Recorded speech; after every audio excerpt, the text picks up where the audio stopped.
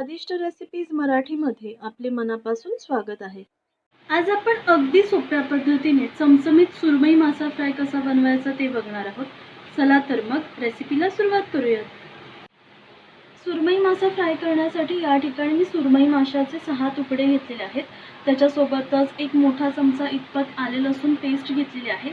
इथे कोकमचं पाणी घेतलेलं आहे, साधारणतः 2 मोठे चमचे इतपत। याच्यासाठी मी 4 ते 5 कोकम 15 ते 20 मिनिटं गरम पाण्यामध्ये भिजत ठेवले आणि त्याच्यानंतर ते कुस्करून त्याचं पाणी इथे मी वापरलेलं आहे। याच्याऐवजी तुम्ही लिंबाचा रसही घेऊ शकता।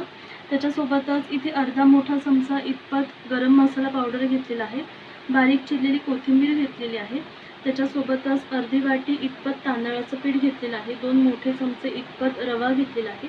त्याच्यासोबतच आपल्याला लागणारे पाणी, लाल तिखट, हळद, चवीनुसार मीठ आणि गरजेनुसार तेल।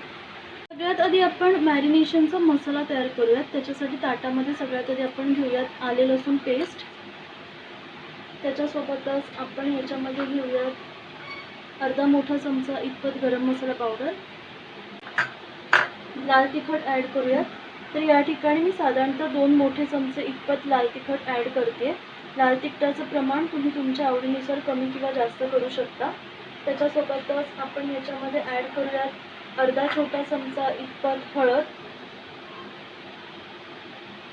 चवीनुसार मीठ ॲड करूयात।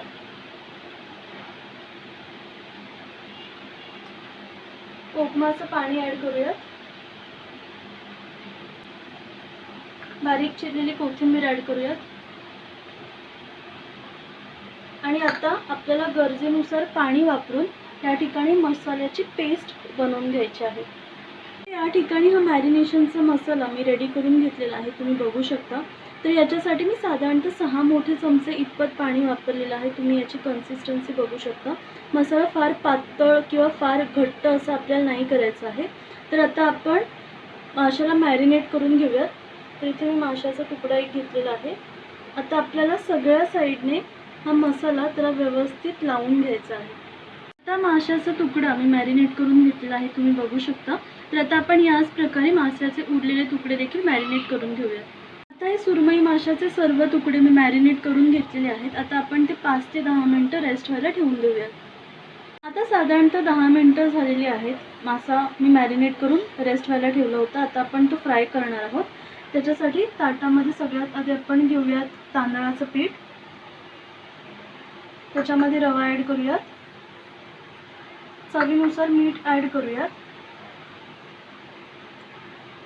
त्याच्यासोबतच आपण याच्यामध्ये ॲड करूयात साधारणतः अर्धा छोटा चमचा इतपत लाल तिखट आणि हे व्यवस्थित आधी आपण मिक्स करून घेऊयात। सर्व पीठ मी व्यवस्थित मिक्स करून घेतलेलं आहे। आता आपण त्याच्यामध्ये हे माशाचे तुकडे जे आहेत ते घोळवून घेऊयात। तर अशा प्रकारे सर्व साईडने आपण हे पीठ याला लावून घेऊया। तर आता आपण अशाच प्रकारे सर्व माशाचे तुकडे पिठात घोळवून मग ते तळून घेणार आहोत। आता हे सर्व माशाचे तुकडे मी पिठामध्ये घोळवून घेतलेले आहेत। आता आपण ते तळणार आहोत।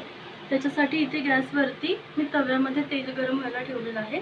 आता त्याच्यामध्ये आपण हे माशाचे पीसेस ठेवूयात आणि आता आपल्याला मीडियम गॅसवरती हे सर्व पीसेस छान असे फ्राय करून घ्यायचे आहेत। आता साधारणतः 2 मिनिटं झालेली आहेत। मीडियम गॅसवरती हे माशाचे तुकडे मी फ्राय करायला ठेवलेले।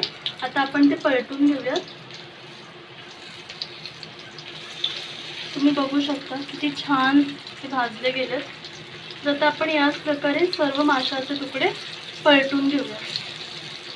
आता माशाचे मी सर्व तुकडे पलटून घेतलेले आहेत। आता आपण गॅस स्लो करणार आहोत आणि स्लो गॅसवरतीच आपण ते दुसऱ्या साईडने छान असे भाजून घेणार आहोत। आता साधारणतः 3 ते 4 मिनिटं झालेली आहेत। स्लो गॅसवरती माशाचे तुकडे मी भाजत ठेवले होते। आपण ते पलटून बघूयात।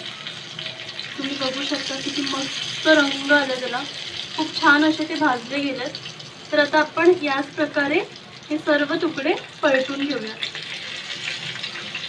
आता हे सर्व माशाचे तुकडे मी पुन्हा एकदा पलटून घेतलेले आहेत आणि आता आपल्याला पुन्हा एकदा फक्त 1 मिनिटभर हे माशाचे तुकडे फ्राय करून घ्यायचे आहेत। पण फ्राय करताना ते अगदी हलक्या हाताने आपल्याला अशा प्रकारे प्रेस करून फ्राय करायचे आहेत, जेणेकरून ते आणखीन छान कुरकुरीत होण्यास मदत होते. आता आणखीन 1 मिनिट झालेला आहे. स्लो गॅसवरती मी छान असे भाजून घेतलेले आहेत. आता आपण गॅस बंद करूयात आणि हे मासे सर्व करूयात. आता आपला हा सुरमई मासा फ्राय रेडी झालेला आहे. तुम्ही बघू शकता, दिसायला जितके छान दिसतात, खायला तितकेच चमचमीत लागतात. नक्की ट्राय करून बघा. रेसिपी आवडली असेल तर लाईक करा, शेअर करा आणि नवनवीन रेसिपीसाठी चॅनलला नक्की सबस्क्राईब करा. धन्यवाद.